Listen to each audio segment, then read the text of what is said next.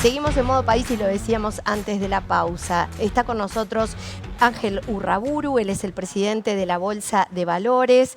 Vamos a estar conversando sobre este tema que tiene que ver con Conexión Ganadera, con los fondos ganaderos y sobre todo con esta situación que tiene hoy este mercado de inversiones en donde hay mucha gente, la gran mayoría quizá la de los medianos y pequeños inversores que desconocen este mercado de negocios, que es el negocio ganadero, y que justamente quizá por creer que es un negocio tan estable, tan confiable en nuestro país, también confiaron en empresas, algunas de ellas, el caso de Conexión Ganadera, que llevaba 25 años en nuestro mercado, en nuestro país. Buenos días, bienvenido, Ángel. Buenos días, muchas gracias por la invitación. Nos gustaría tener mejores noticias para contar hoy, pero bueno. Y generalmente cuando se me invitan los medios es porque hay algún problema importante cerca, ¿no? Pero a mí me parece que yo tengo que agradecer el hecho de que ustedes aborden estos temas, porque hay gente o periodistas que eluden los temas complejos y los temas negativos. Y a mí me parece que en cuanto más pongamos estas cosas sobre la mesa, las analicemos y cada uno dé su opinión y su posición, le estamos dando luz a esa gente, a esos ahorristas que tú mencionabas que se ven perjudicados, pero que también desconocen en qué consisten este tipo de negocios. Y a mí me parece que estos hechos que afectan a tanta gente y que son tan terminantes, tan fuertes, en definitiva terminan afectando la confianza general de todos los ahorristas de este país. Y ahí es donde está el punto en donde la bolsa se involucra, porque recordemos que estos fondos no cotizaban en bolsa. Expliquemos, si le parece, Ángel, justamente dimensionemos este tema para que en minutitos se pueda entender dónde estamos parados y qué tipo de fondos estamos hablando y justamente cómo es ese mercado de inversiones, porque falta mucha educación financiera. Convengamos que parte del problema está en que confiamos, a veces porque alguien nos dijo que confiáramos, pero no porque conocemos tan claramente cómo es, dónde nos metemos con una inversión. Exactamente.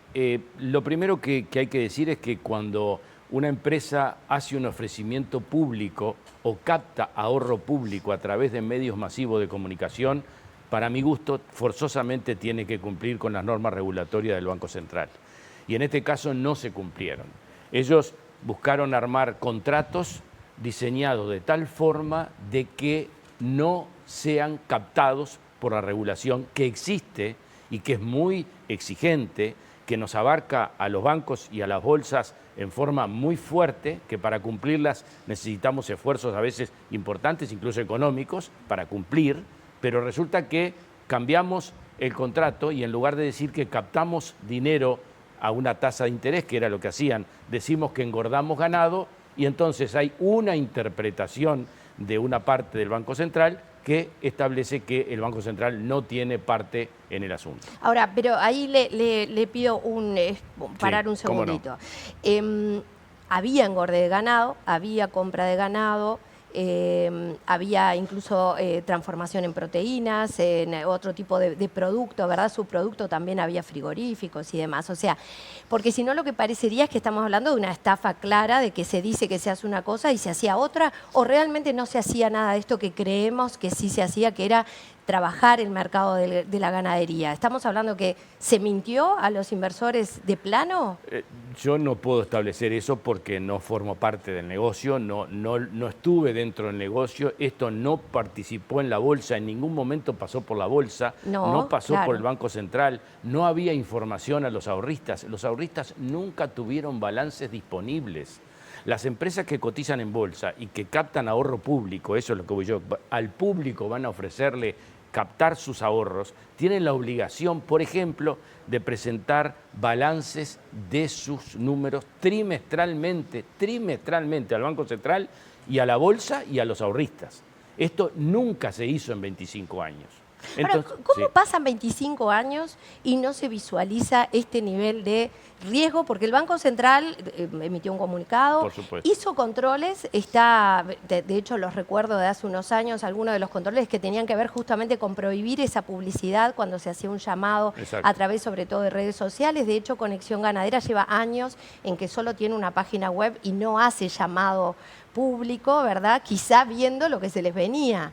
Entonces, ¿realmente hubo omisión por parte de la regulación del Banco Central? Bueno, eso es un tema muy complejo. Yo creo que el Banco Central tiene una interpretación de dónde se aplican y cuándo se aplican las normas. Yo respeto esa interpretación, yo tengo otra interpretación, pero en definitiva es respetable la posición del Banco Central. Ahora, en definitiva, el problema existió y ahora afecta a mucha gente. Entonces, yo creo que lo más importante es de aquí para adelante, porque ahora lo que pasó ya pasó. Yo le preguntaba a varios de los ahorristas damnificados que han estado en el escritorio, me han pedido auxilio o consejo, porque la experiencia que uno tiene ya es de muchos años, y yo le digo, ¿y qué decían los balances? Que no, nunca me dieron un balance. Yo digo, si este faltante tan grande que hay entre pasivo y activo en Conexión Ganadera hubiera habido la presentación de balance, se hubiera detectado muchísimo antes. Por algo no aparecieron los balances. Bueno, usted hablaba también en una de sus intervenciones de los últimos días de contar con una auditoría, con una calificación de riesgo también. ¿Cómo se puede asegurar? Esa es la regulación. Pero ¿cómo se puede asegurar que las empresas cumplan con ese tipo de requisitos, las empresas que emiten fondos, ¿no?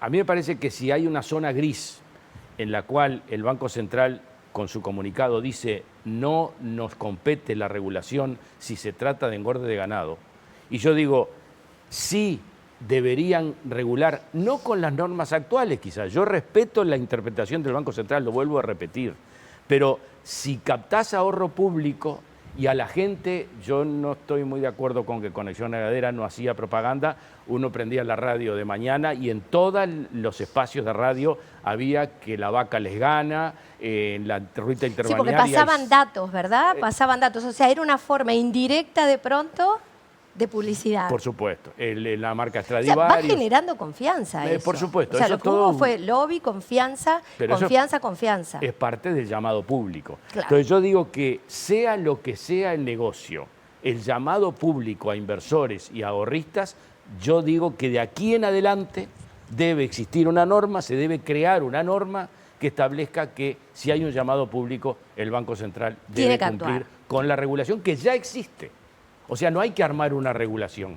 La regulación ya está. Ya eso que tú decías, se le exigen balances trimestrales, fíjate qué importante, calificación de riesgo. La calificación de riesgo es muy importante, porque eso de alguna forma, evidentemente tiene que haber auditorías, pero auditorías externas, ¿no? Porque tenemos dos tipos de auditorías. La auditoría interna... Las dos son claro, exigentes. Se tiene el que Banco Central exige las dos. Exacto. Si hay eso. Entonces, todo eso configura una temática en la cual el Banco Central participa y hay empresas que han sido sancionadas por presentar el balance con 3 días de atraso. Cosa que me parece bien, porque las normas están para cumplirse, pero hay empresas que no presentan nunca balances y que... sí, adelante. ¿Qué otros sectores están también con este tipo de normativa que se puede, o sea, en donde están invirtiendo los uruguayos y que está por fuera del control del Banco Central? No, yo digo, hay negocios entre particulares. Por ejemplo, lo que es todo criptomonedas, ¿eso queda por fuera de toda regulación? Por ejemplo, ¿ahí también se tiene que confiar o no? El Banco Central está estudiando y está armando una normativa para las criptomonedas que no es fácil. No es nada fácil porque está vinculado todo con el exterior, pero el Banco Central me consta que está trabajando en esa línea. Hoy no. Hoy hay que confiar. O sea, el que confía se arriesga. Y si usted confía ahí sus ahorros, falta educación financiera también. Seguramente que falta educación financiera. Eso es un proceso de largo plazo. No es fácil encarar la educación financiera y tener efectos en los primeros 6 meses porque la gente no llega a eso, no le despierta interés. A mí me interesaba, si me permiten, resaltar un hecho de esto que está pasando, que para mí es lo más trascendente.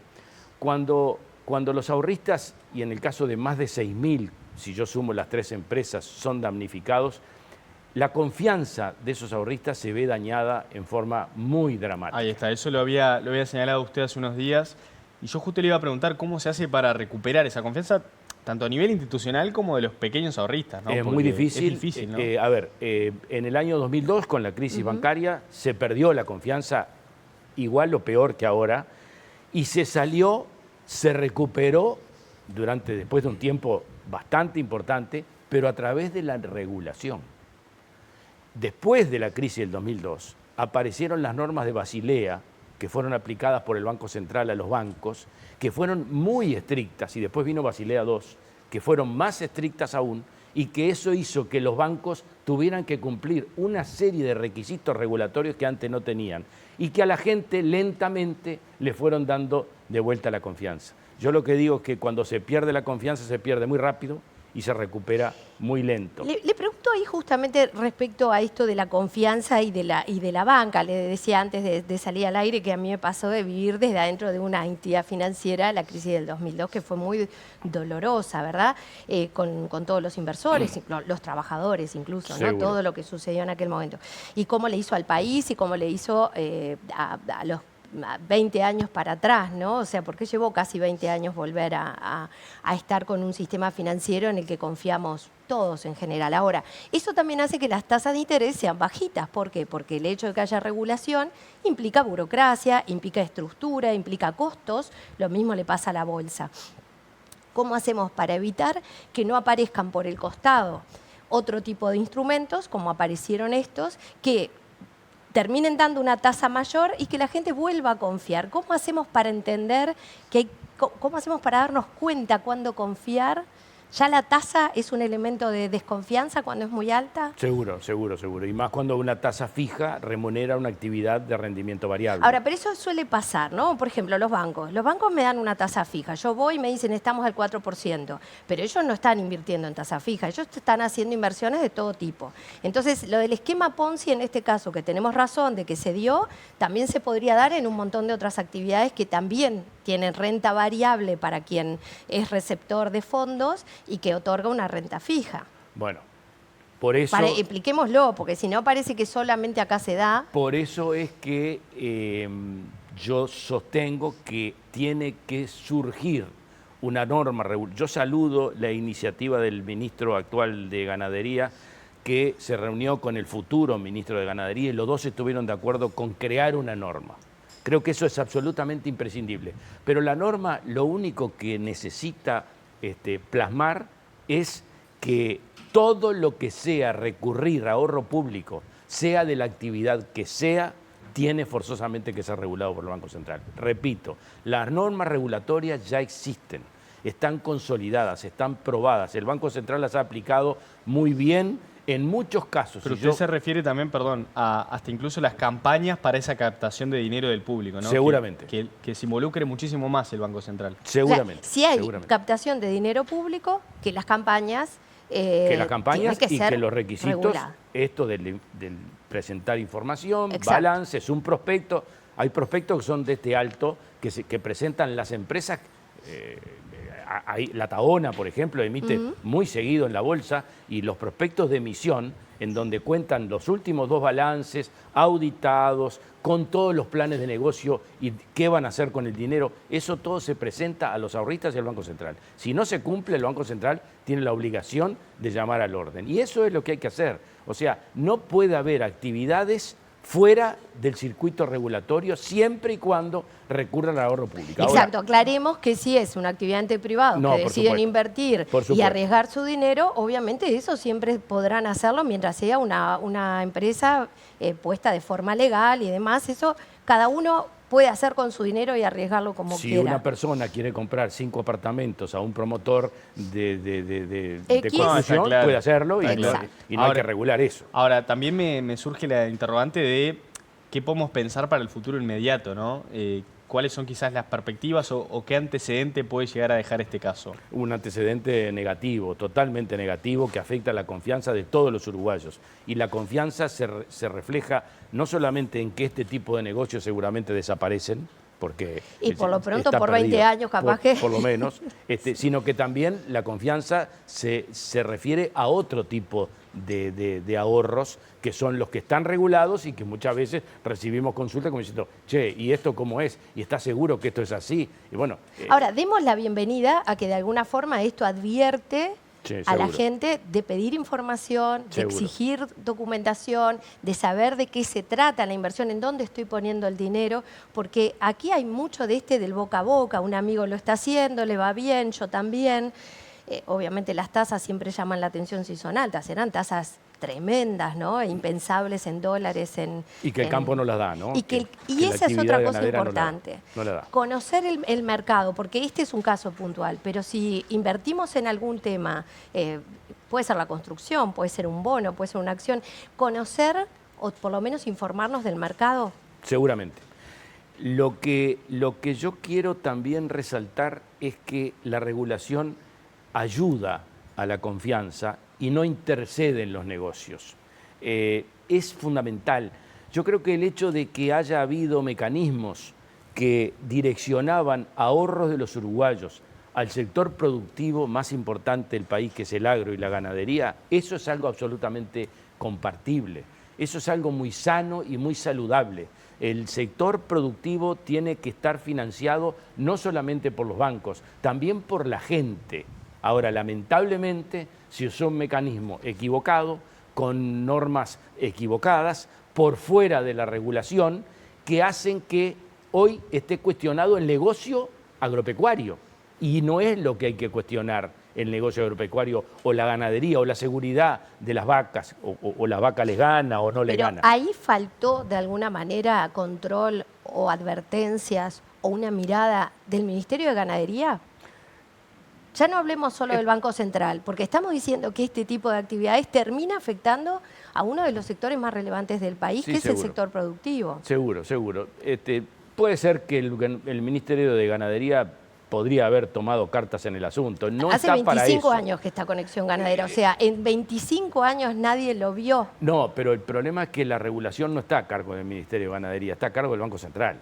Es un negocio financiero, 100% financiero, lo que se está atacando o lo que cayó, ¿verdad? Pero se hablaba de capitalización y de engorde de ganado. Y bueno, entonces ahí hay una zona gris, como decía usted hoy. Esa zona gris es la que hay que eliminar con las disposiciones que se están pensando ahora y que estoy apoyando definitivamente, y que diga que sea lo que sea, si hay captación de ahorro público, debe caer bajo las normas regulatorias del Banco Central. Voy con lo último, Irraburru, respecto a cómo hacemos, y para que la gente lo entienda del otro lado, para que el mercado se mantenga seguro y atractivo para los inversores. Bueno, a ver, si nosotros comparamos lo que pasó en el Uruguay con estos episodios, con lo que pasa con el Uruguay en el exterior, a veces es bueno ponerlo arriba de la mesa. Uruguay ha trabajado después de la crisis del 2002 muy a fondo para ganar confianza y ordenar las cifras y mostrarse al exterior como una economía sana, saludable, estable. Eso se logró, y ahí hay un mérito de todos los gobiernos que estuvieron desde aquel momento hasta ahora, hasta el día de hoy. Eso llevó a que el Uruguay tuviera hoy por hoy, tiene la mejor nota de calificación de riesgo de su deuda soberana de América Latina. Eso es un plus que la gente a veces no valora lo que significa. Eso significa que cuando Uruguay necesita dinero y endeudarse en el exterior, lo hace con mucha facilidad y a tasas de interés claramente más altas que otros países. Eso es confianza. La confianza está en el exterior y no está en el interior, porque en el interior pasaron cosas que no fueron saludables. Bueno, hay que traer esa confianza del exterior, hay que mostrarle a la gente que no todo está mal armado y con malas intenciones, que hay un Banco Central que va a actuar y que va a establecer las normas regulatorias y que vamos a cuidar. Todo lo regulatorio es a favor del ahorrista. Todo es a favor del ahorrista, toda esa información, todo eso es a favor. Entonces, hay que mostrar de que la confianza que se nos tiene en el exterior también la podemos tener en los emprendimientos locales, y ojalá el ahorro nacional siga participando directamente de los emprendimientos más importantes del país, sean públicos o privados, sea el hospital de clínicas, que hay que refaccionarlo, sea las rutas nacionales, todo se hace con ahorro público. Como fueron los parques eólicos también. Eso fue un ejemplo extraordinario. Clarísimo, sí. Pero podría haber salido mal, quizá, porque también había privados. Pero estaba también. muy regulado. Pero había regulación. Y hay un detalle. Esos parques eólicos, el particular se asoció con UTE.